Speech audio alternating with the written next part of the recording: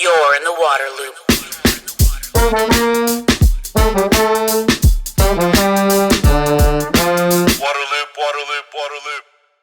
Waterloop is a nonprofit media outlet made possible in part by a grant from Springpoint Partners. Visit waterloop.org. This is episode number 153, On a Mission to Help. Thousands of water utilities across the U.S. are smaller and under-resourced, often leaving them consumed by daily operations and unable to take on projects to increase efficiency and reduce costs. But external experts can help these utilities to triage pressing challenges and then turn to strategic improvements, as discussed in this episode with George Hawkins, CEO and founder of Moonshot Missions. George talks about bringing his experience, including as the head of DC Water, and building a team to work with utilities and launch them on a path of progress. George also provides his take on infrastructure funding, consolidation, affordability, cybersecurity, and PFAS. The conversation will begin in 1 minute, but first, a word about our sponsor, Varuna. In business, I believe that the quality of the people involved matter as much as the quality of the products. That's why I'm such a fan of Varuna. They have a new dynamic web-based tool that helps water systems to stay resilient by identifying and tracking more than 24 risks. With all the challenges facing water systems these days, they need a one-stop solution like that. So the product is industry leading. But then you add in the people. Varuna is run by Shay Fabude and Jamel Carter, who are two of the brightest, most dedicated, and simply nicest people that I've met in water. I encourage you to reach out to Shay and Jamel to introduce yourself, form great new connections, and learn more about the tools they offer. Connect with them at varuna.city. You're in the water loop. Welcome to Waterloop. Here for this episode with George Hawkins, founder and CEO of Moonshot Missions. And I'm really excited for this conversation. George, widely regarded as, one of the brightest minds in water, one of the great communicators in water, and just one of the great people in water. So George, glad to have you. How are you doing? Well, thank you, and right back at you. This is wonderful to be back with you again. I've been a friend and ally of yours, and admirer for as long as I can remember in the water sector. So it's not only that you project stories well to an audience that needs to hear it, but you have, by the way you do it, you're actually advancing the ball on what those stories are. Well, that's the goal here, is to put some of these solutions out there, which we're going to talk a lot about today, right? We talk a lot about challenges and problems. The media certainly has that covered. But, okay, how are we going to get things done? How are we going to tackle these problems? So I guess I want to start a little bit with the origin story, if you will, of Moonshot Missions. Somehow it's been like almost 5 years since you left DC Water, where you were the head of that incredible utility, and you went on to start Moonshot Missions. What was that seed? What was the spark? What led you to this? It's a great question, and a lot of people ask me because I loved and love DC Waters. A lot of my friends are there. It was very hard to leave. I miss putting on the uniform every day. I love as many challenges as any utility has these days. I love being part of the team addressing those challenges with solutions, because just as you described, utilities can't spend too much time admiring a problem. They've got to switch pretty quickly over into, so what do we do about it? And I love that. I love when the team got together. Sometimes the worst moments were the best moments, because we would have everyone together. We're trying, and we drop all the organizational, this, that, and the other. No, when the problem hits, we're all together. We're a crew. Let's figure out a solution. And the team I had was so good. I always say I was like the conductor of a jazz band. I didn't play any of the instruments. I just tried to get them all playing the same song, and then they make music. Yeah, that's so wonderful. That's what a good leader does, right? The good leader has the team, and you let those people do their thing, and you empower them to do their thing. And I agree with you, and I loved watching the team do what they were good at was one of my favorite parts. What I found, though, because as you know, I was telling the DC Water story to a lot of audiences, actually all around the world, but mainly North America. And what would regularly happen, and this was over many years, so this idea as to why I stepped down from DC Water didn't happen all at once. It's something that grew on me, which is I had constantly people coming up to me after I'd make a presentation and say, that's a great story. We enjoy hearing about what happened at DC Water, particularly as I was telling the story about where we ended up. And the most common comment was and is still, that's a great story. It has no relevance to where we are as a utility. Are we a smaller utility? We're not in a community the size and scale of Washington, D.C. And by the way, D.C. has been growing for most of the last 10 to 15 years. So you've had an growing rate base. The population in our town has decreased. And so while we appreciate what you're saying, how does that relate to us? How do we even start on the path of doing some of the things that you were doing? And what that really struck me is that the need was an enterprise that could provide that kind of assistance to a utility to enable them to get on a path. Because what I found at DC Water is that once you're on the path, have done a few of the kinds of projects that we all know are possible with transforming utility and see the benefit, it becomes much easier to do the next one because you now have a track record and you have a story to tell to your board or your mayor or your council. You can look at the financial outcome of a positive project and say, let's do more of those. And the ones that follow become are not easy is the wrong word, but they certainly you're on the path. You know what and how to do it. The getting on the path is the hard part. And who could help a utility overcome that first obstacle, particularly when they're lower resourced? And that's where Moonshot Missions came from. I wrote the first outline for it in 2016. I didn't leave DC Water for some period of time because I was constantly developing it. But that was the issue, how to help underserved communities that are not well resourced, really good people. And one of the things I want to emphasize is that people in these utilities work incredibly hard. They are offering often multitasking on doing many things well. But what that doesn't leave them with is much time to step back, sit up, see what's out there, evaluate, because they're so consumed with the core part of the job. And that is what Moonshot was designed to do. And I'll say one other element is that we all hear about the retirement of water professionals, the silver tsunami, among other phrases. And I felt we can take that reality, which is a challenge, and turn it into a strength. Because I was asking people who were retiring from DC Water, would you be interested if you had the chance to sort of work with an organization where you could do projects to help utilities, not full time, you'd still be retired, but you could use your experience to benefit your brethren? And almost everyone I talked to said yes. We don't want to go from working full time doing this to zero after all this knowledge and connection to the field. We'd like to be able to stay involved, particularly if it meant helping people and organizations that needed it.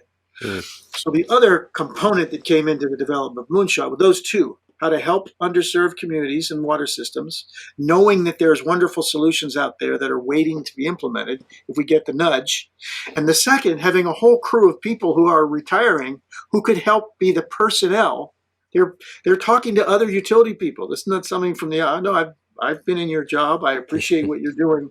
And here's how I might go about it. And you can make an immediate trusting relationship between people who understand each other. So that was where the genesis came from. You talk about helping, these under-resourced utilities. There are so many of them, tens of thousands of these systems across the country that don't have the same resources as some of the big ones. What are the common challenges? If you're going to generalize a little bit, what are the things that most of them are struggling with, the problems they face that then, you and your team at Moonshot try to help with? What are the kind of common struggles out there? It's a great question. And I would answer in several ways. What we have found in connecting with the utility is in almost every case, we can't get to the point of advising them on some of the new things they can do that might actually reduce their costs and create some financial flexibility and be positive in their engagement with the community and all of those things. We can't get there until we help them resolve the key issue that's before them at the moment. And every utility has those. And when you think of utility and scale, the smaller the utility is, or the less resources that it has, the issues that dominate your mind because they're what you're on your agenda now become more important on the agenda because your agenda is smaller. I've got fewer people. So the 3 or 4 things that are the mayor's this, the council's saying that, we've got this problem with harmful algal blooms, and all the things you're saying about energy efficiency or whatever it is, it's kind of nice, but I've got to get to those. That the first thing I would say is providing advice about how to help a utility resolve their issues of the day to gain some time on their schedule in order to do other things. Because just coming in, even if we're offering help to say, we've got all these ideas, let's do them, most of the utilities we work with are like, we're not sitting around here with extra time in our schedule. In fact, here's what's dominating the schedule. A big chunk of it are these challenges we've got. And if you can help us solve those or reduce their intensity, that will free up our ability to think on, evaluate, select, and then staff some new directions. So I would say the first thing is meeting utility where it is, understanding what their current challenges are, and helping move those forward in a productive way. The other thing that is helpful to that part of the equation is that's how you get to know the utility and build up some credibility. Helping them with an issue they have, get to know who their people are, get to know sort of the cadence of their interactions with the community around it. Best to do it around something that they're dealing with now. That opens the door. I would say the reason your question is also so right is on that second category. This is very much related to bipartisan infrastructure law and all the other federal and state funding that's coming in the water sector, which is spectacular, is how to develop and implement projects fairly quickly, because these funds are coming in the next 5 years. And some of them are coming quite quickly, and how to get projects in the queue for potential federal and state funding through the SRF, USDA, or the various funding sources that are out there, tribal, that are out there that could fund these projects.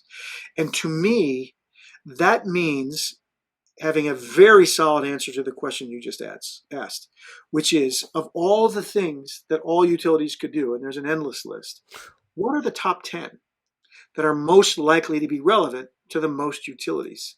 And can we make those modular? So we're improving aeration, old aeration pumps, which is something that a lot of utilities are dealing with, the same pump technology they put in 20 years ago, and repairing them at expense and overusing on electricity. But every utility has those things. So what are those steps that are common to utilities that, rather than being the unique issue that they face, which may be the issue we resolve in that first tranche, like what's the problem you've got to clear some space? The second one is, rather than a special thing, what is something that you have that hundreds or thousands of other utilities have? As a result, we know a solution that's been implemented in 100 different places. It's well identified. It's been field tested. This is not some newfangled technology in the sector, even though it might be to your enterprise, not because there's anything wrong with you. You've just been dealing with all the things you need to deal with. And 80% of the work in figuring out what it is, we've already done. We've got a model for it. And what we need to do is customize it for you. So the transaction cost of implementing this new idea is low, because we want to keep the costs low. We want to be able to move reasonably quickly. So that's what we call them moonshot modules. What are the modules? And we usually, I have to say, the most common area of improvement that most utilities can benefit from is the use of energy. It's such a high, in most utilities, after personnel, the highest cost on their balance sheet is power. It takes so much power to move wastewater or drinking water. And there's so many components into how that power is being consumed that you can improve. That is where there have been all sorts of new technologies. Smart pumps that don't always pump at the same RPM and that fix themselves rather than needing maintenance. And actually aeration where it's done with fine bubble diffusers instead of the old, all these things that are common. Let's go in with those first, because if we can start there, we can do something that will benefit every day. It can reduce operating costs and improve performance. That's the magical outcome. Work better and cost less. And that creates the momentum. We want more of those. What's the next one? Let's get on a path. That's the moonshot. It's not doing a project. The moonshot is, let's have a utility that is now becoming like the bigger, well-funded utilities. We're on a path. We're going to crank these out over the years in a regular fashion. And 5 years from now, the conclusion of the BIL funding, we will be a fundamentally different utility than we are today. Yeah. Better for our customers, cheaper for our customers, and better for the environment. How cool is that? Yeah, yeah. A lot of things jump out at me from what you just said. It seems like time and bandwidth are really like, if you really boil it down, that's what these utilities struggle with, because they've got priorities. They've got those urgent priorities in their face. They can't dedicate the time to being strategic in these bigger projects. So you guys actually end up having to kind of come in and triage a little bit some of what their pressing challenges are, whatever that might be, in order then to get to those bigger strategic changes, right? And I love that idea, and I get it, that once you get that ball rolling, it's like the momentum, I think is the word that you used, right? Then they start having more time, they start having cost savings, and they can reinvest that stuff and just kind of picks up speed. Are there any of the places you've worked, any of these utilities you've worked with, any projects that you've helped them with to get on this path that really jump out, that have been particularly rewarding or notable? My answer to that is we're probably touching up to 50 utilities now. Wow. And I would say there's a category, this is an interesting one, of suggestions we've had of things not to do.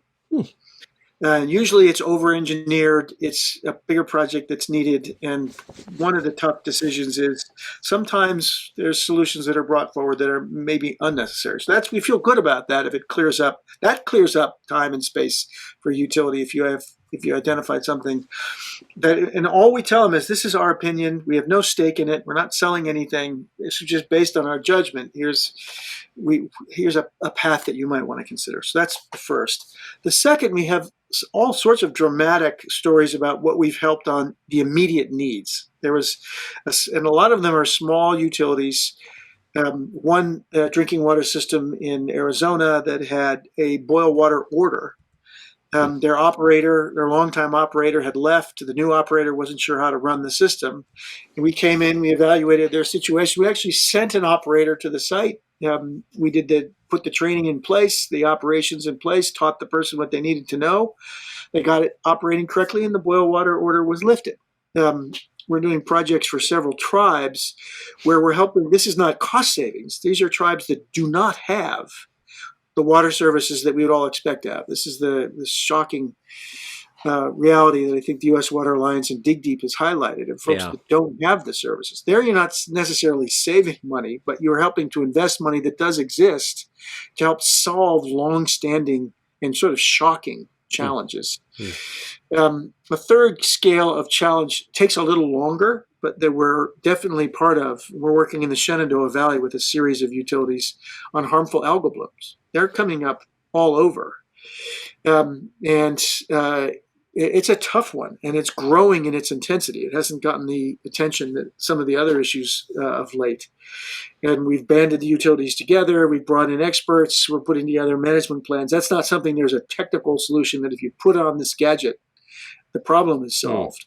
But there are steps that a utility can take, and it involves the community because it's upstream, it's runoff, it's all the things that non-point source pollution that is tough to get a handle on. Yeah. Yes, and then the ones where I would say the projects, we haven't been at this long enough, and there's a long time horizon.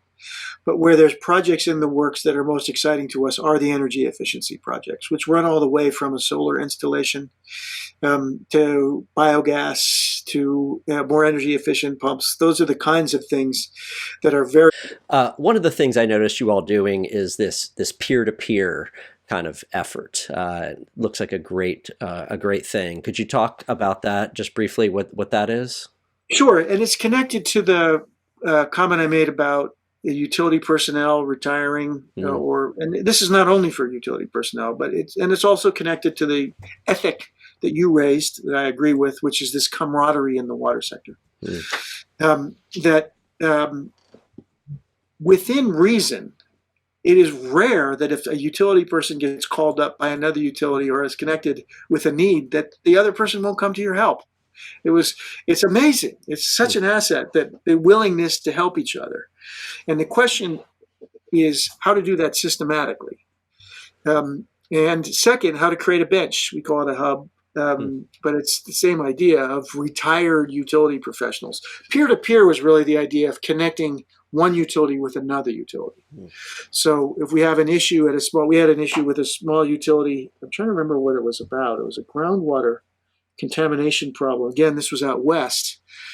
And it turned out the bigger utility, which I think was Albuquerque. I'm sorry, I don't have my memory on that, but it was a bigger utility. We were able to connect the person in the bigger utility that had dealt with this before in the same area with the person in the smaller utility that needed help. And then we stepped back and we allowed them to do what they do. And the issue with the smaller utilities is they're not as well networked. They don't go to WEFTEC.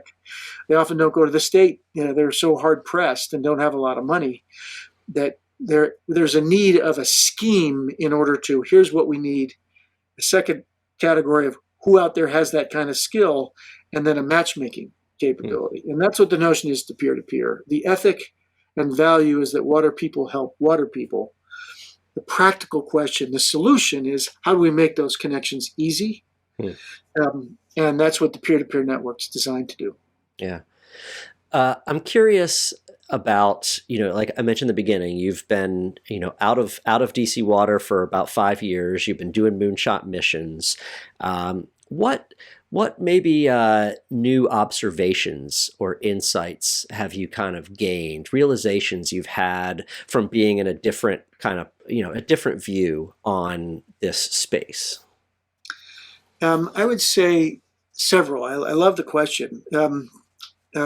Reflecting back over the last 5 years, first thing I would say is it is not an easy world where your revenue base is public entities.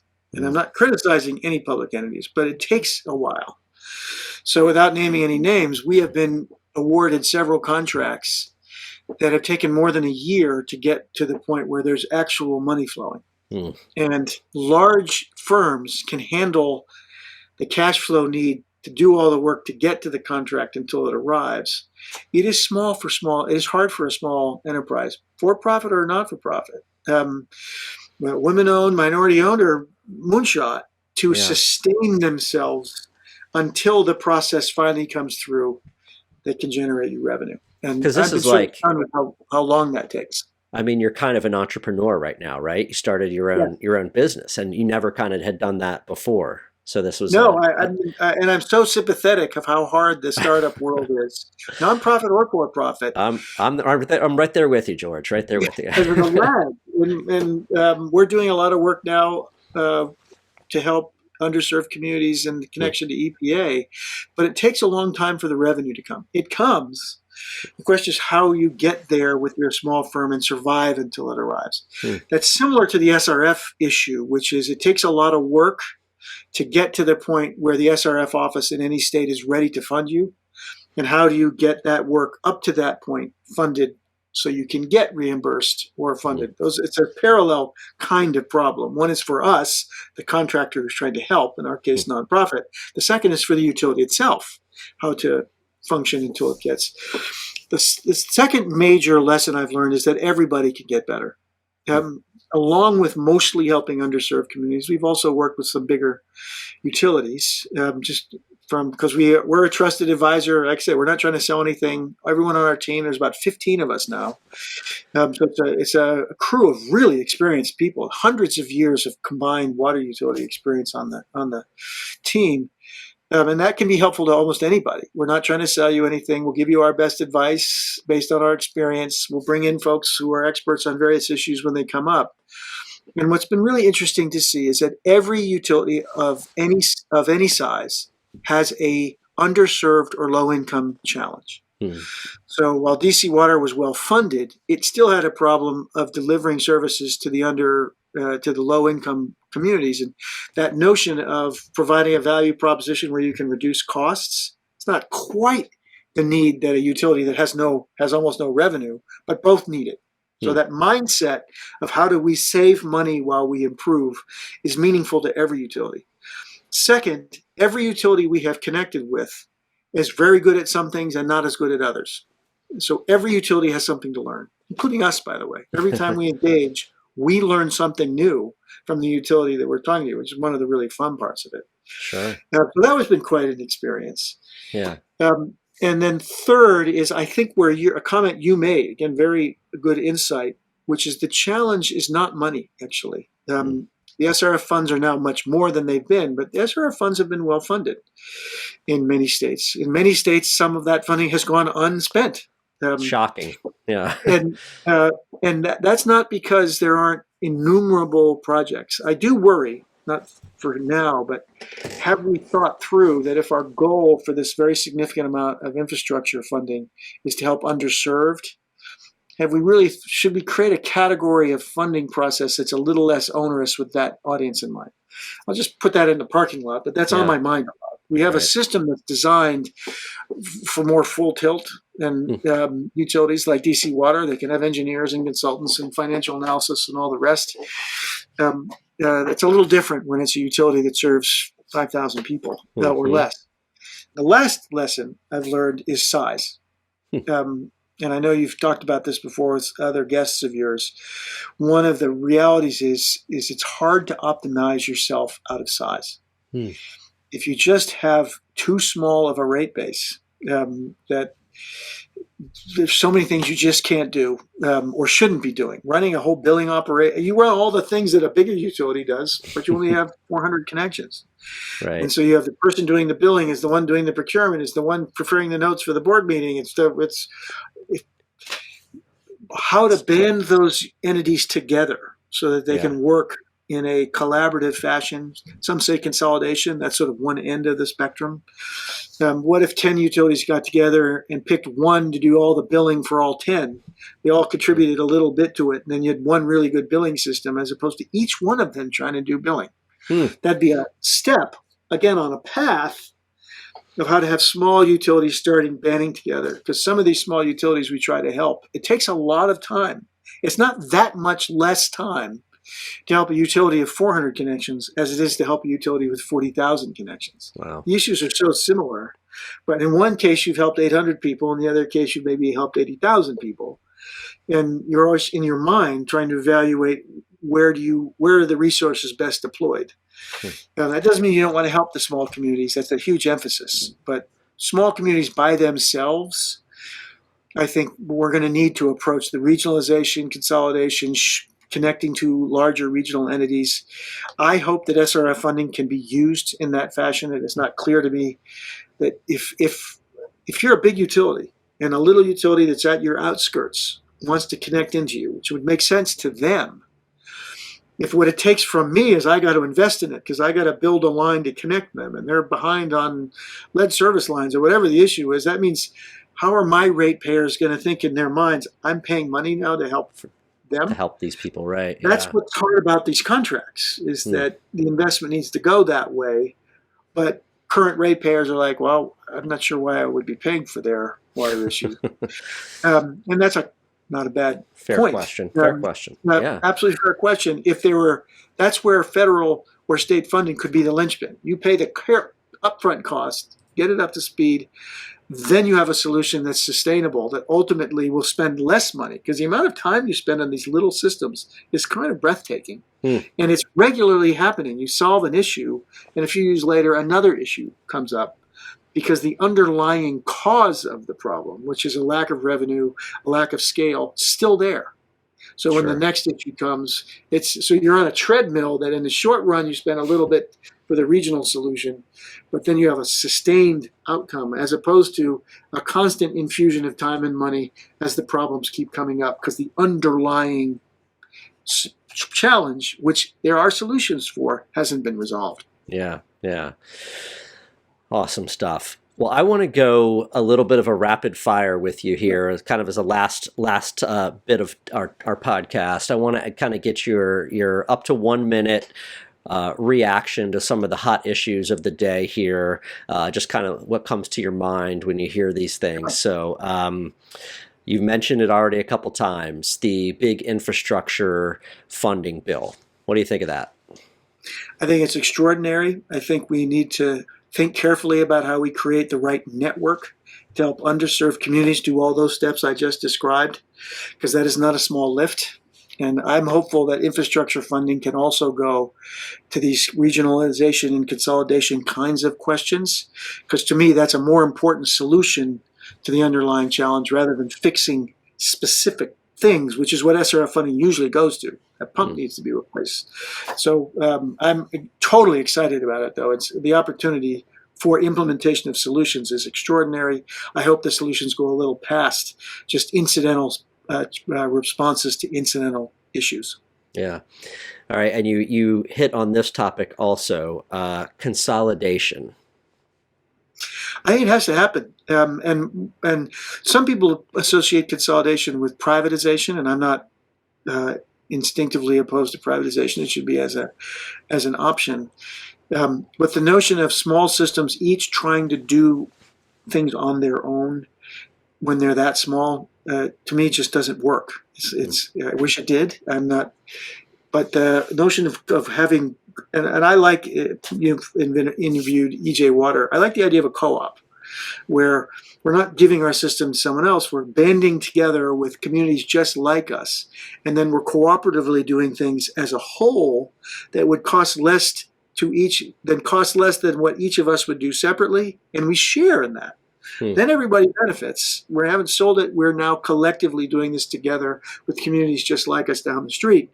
If you can get over the fact that we fight it out on the football field every Friday night, I think consolidation absolutely has to be addressed. Small systems on their own, we can't optimize our way out of that. We need them to group together. Another issue you've mentioned during our conversation here, affordability. I love the affordability question. Our team at Moonshot just published an AWWA article, which you may have seen, where we analyzed affordability programs around the country and sort of took out some of the key lessons. That's on the notion of how you manage affordability once your costs are set, and how do you help those of your customer base who are low income. Where I'm interested, it's not unlike the conversation we just had on consolidation. You can do things to benefit your low-income customers, and should. But if your costs keep going up, then that problem is just going to keep coming back. The notion of, on a relentless basis, evaluating, selecting, and implementing projects designed to improve performance and reduce costs because you're asking that question is ultimately how we resolve affordability. If you put in a smart pump that doesn't need as much maintenance and reduces electricity use, you'll operate better because it'll be down less, but it'll cost less. And that cost less part can lead to permanent affordability benefits rather than not. And I'm excited about the capacity to do that. Sure. A topic that didn't come up in our conversation yet. Want to get your take because it's kind of rising in prominence even more and more. Cybersecurity. Gosh, I love that one. DC Water, only because of where we were located, was actually several attacks on the cyber basis. I think one was from North Korea or otherwise when I was there.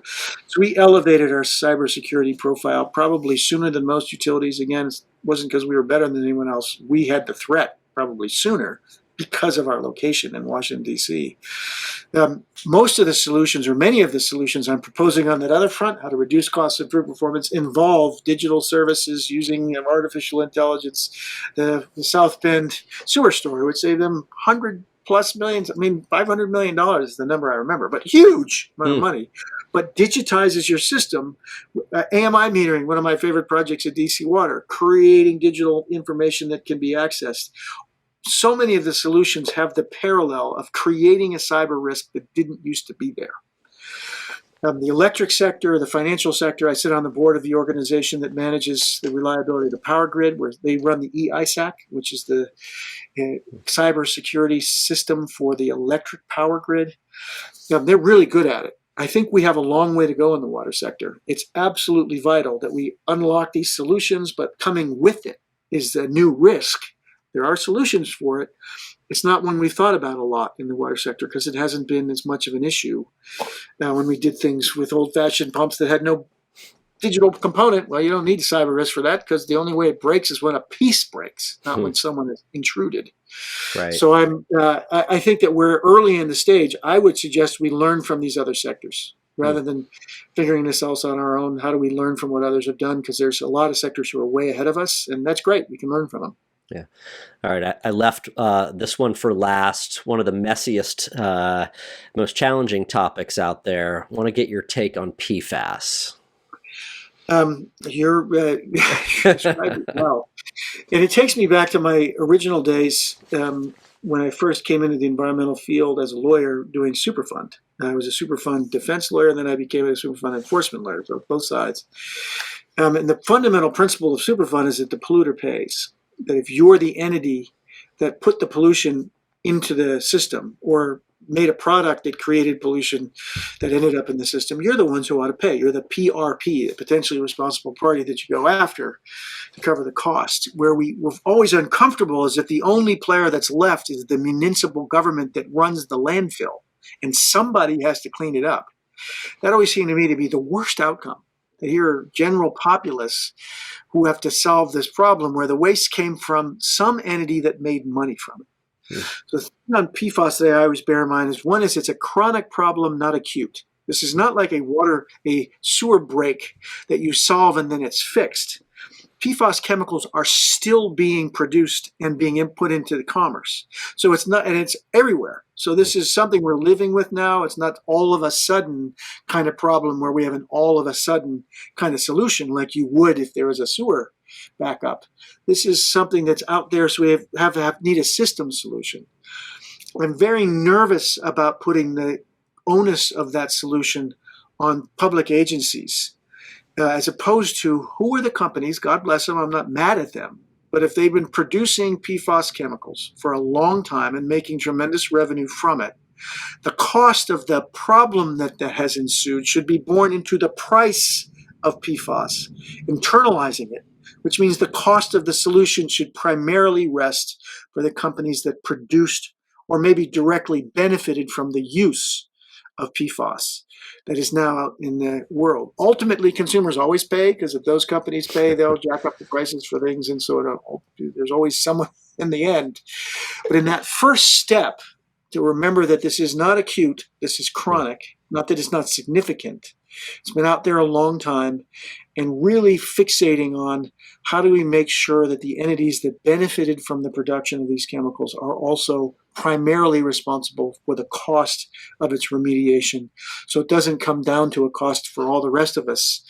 And that's the fundamental premise of environmental law. So this is not, I'm not saying anything new. Sure. It does nerve if there's small levels of PFAS in biosolids, and it becomes a hazardous waste under Superfund, which is an issue.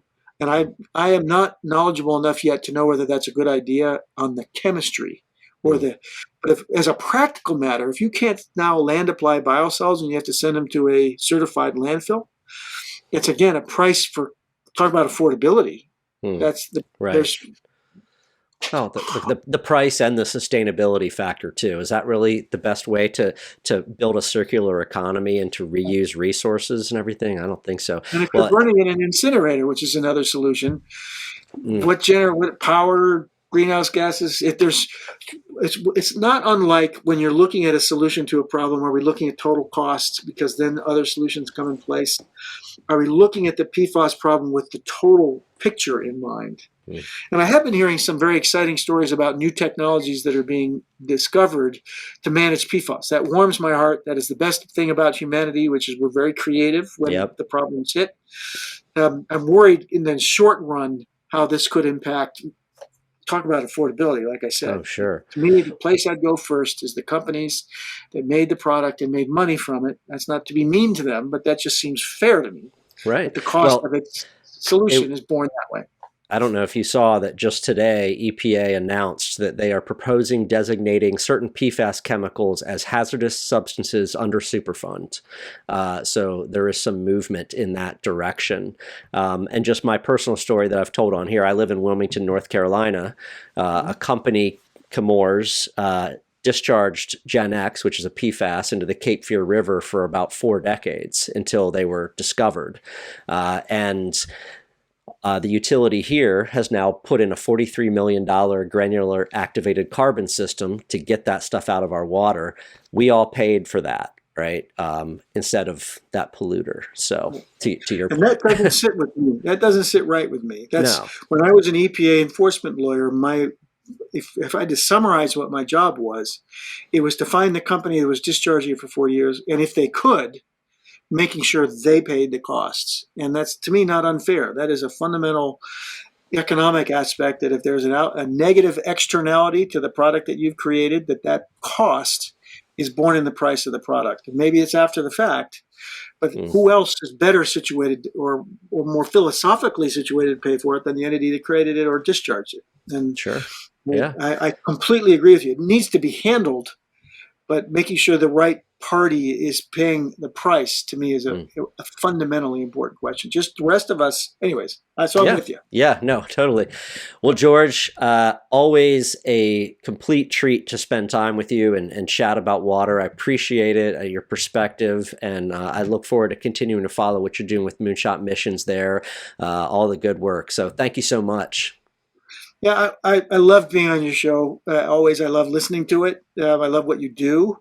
And for people out there, if you're interested, at George Hawkins DC is Twitter. Shoot me an email, george@moonshotmissions.org. The reason I say, if you're interested in joining the crew of helping our friends in the water sector, we'd love to hear from you. There's so much to be done. And the camaraderie in the sector, as you described, is where we are, and we want to do even more. But thanks for having me. It's been a joy. Thank you. Waterloop. Thank you for listening to the podcast, and thank you to this episode's sponsor, Varuna. Please learn more about them at varuna.city. To find all Waterloop episodes, sign up for email updates, and connect on social media, visit waterloop.org. Waterloop, Waterloop, Waterloop.